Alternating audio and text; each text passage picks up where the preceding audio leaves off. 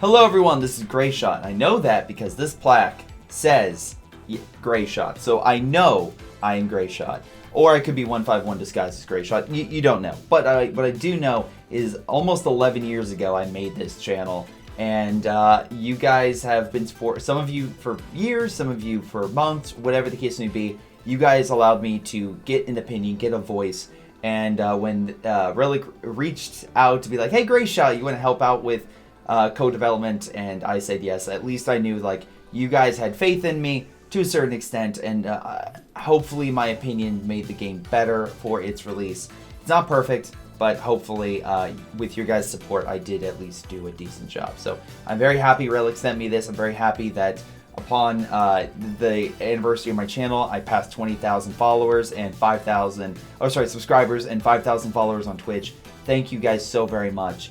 Enjoy this. I just wanted to do this little intro. Sorry for being a little sappy, but thank you guys so very much for your support. Without you guys, I wouldn't have my opinion, my voice to do anything, let alone help with the game's development. So again, thank you. Enjoy the video about the campaign tips, and hopefully they help you. Because I want to make sure your push through Italy is nice and smooth, rather than a nightmare scenario, which would be more historically accurate. So let's get to it, shall we? First tip that I have for you is customize your controls. No point of trying to make the game force you to do something you don't want to do. Co 3 offers the ability to customize your controls through grid keys, so my recommendation would be if you are experienced with other RTSs and more comfortable with a certain playstyle or a certain group, change it. For example, I have A, S, D, and W for my map controls and redid the grid keys to go with that. So if that's easier for you, that's what I would recommend. But hey, do what you feel comfortable with and what's easier for you to navigate, because not everyone's going to be a super highly competitive player, which I am not in any capacity.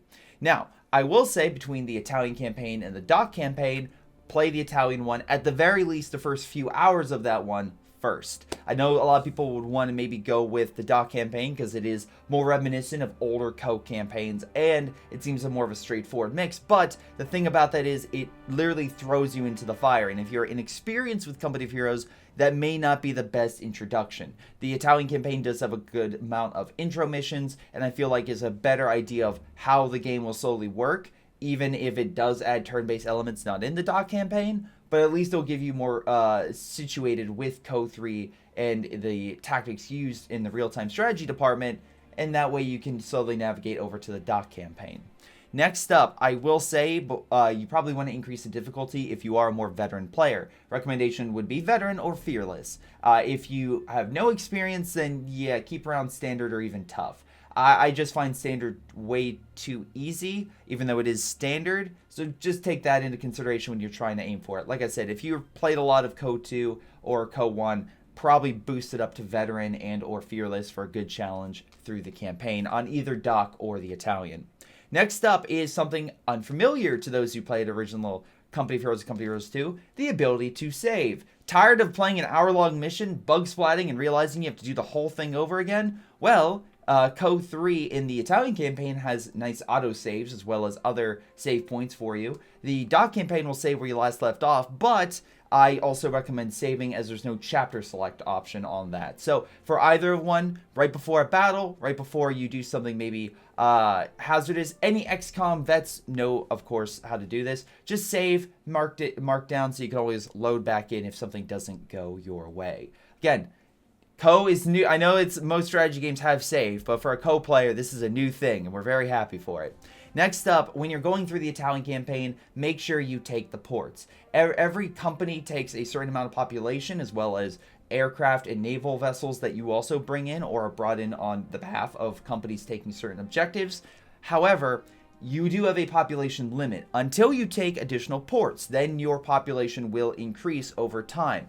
I say this because if you are just going to go gung-ho and go through the center of Italy, which was the mistake I made very early on, then you're going to have very few companies and a lot of territory to take. So my recommendation is focus on the ports early on, bring in additional companies and support to help you have a nice and easy push through Italy and you don't overextend your units. Next up is, of course, the supplies for those units. It's going to take fuel and resources in order to, of course, buy those additional companies or vessels or aircraft, and that's where upgrading the cities and ports and other locations that you slowly will conquer is going to be best for you.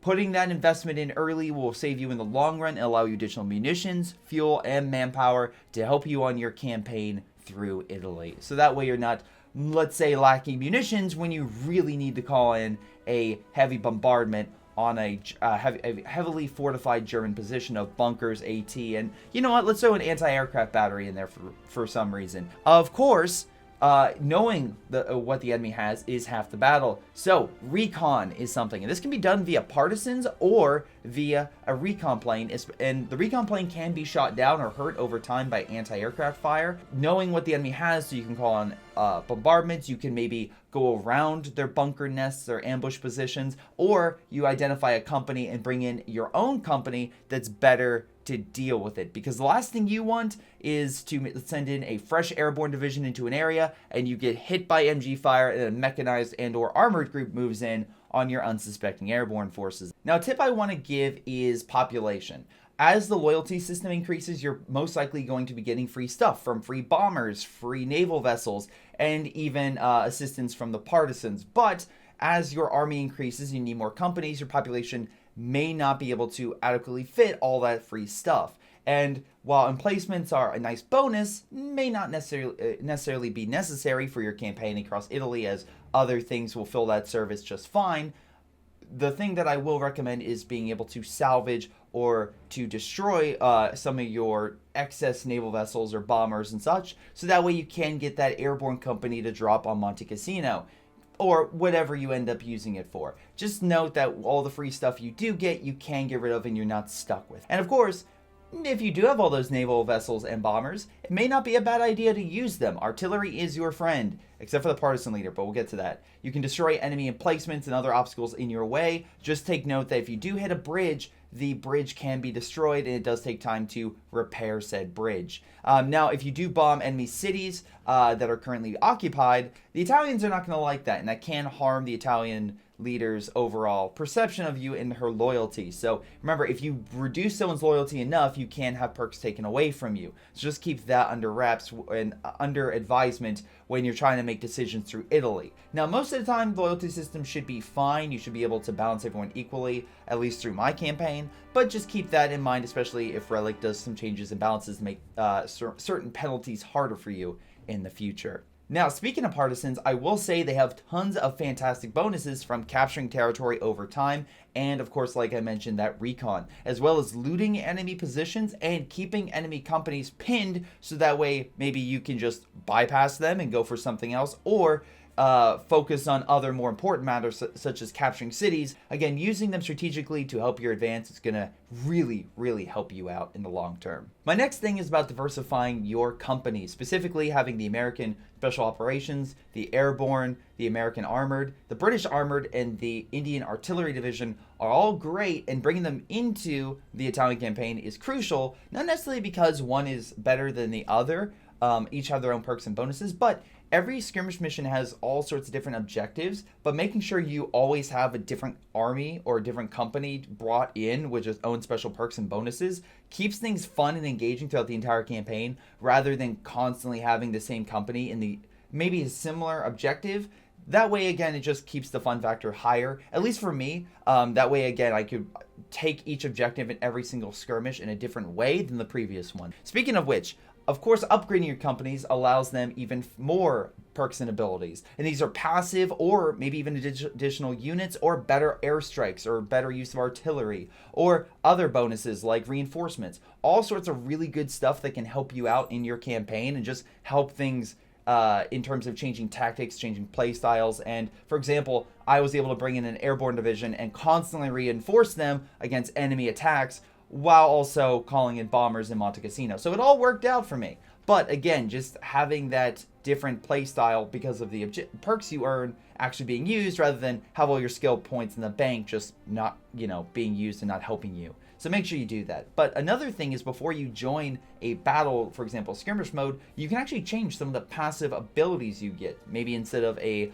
battleship bombardment, you change your perk to be an airstrike or something else. That can really be key in terms of some missions, as some missions and or skirmish missions might focus on certain strategies or certain focuses on victory points to taking out enemy targets. So maybe changing that passive ability to help with that, with maybe a call-in or maybe a bonus to your anti-tank guns, could be beneficial. Now, what isn't beneficial is, of course, the out-of-supply feature that your companies may find themselves in if they go too deep in enemy territory, as they are then rendered useless in terms of attacking or doing anything, but they themselves can be targeted and ambushed by multiple companies, which happened to me quite a bit. But here's the thing, even if that's the case, do you know that your transport is not just for dropping troops, but supplies? You can resupply your men in enemy territory. Make sure, of course, there's not too much anti-air, otherwise the plane might, get shot down, but at the very least, they can drop resources and get the men up to full health. So, of course, supply is key. Making sure your men are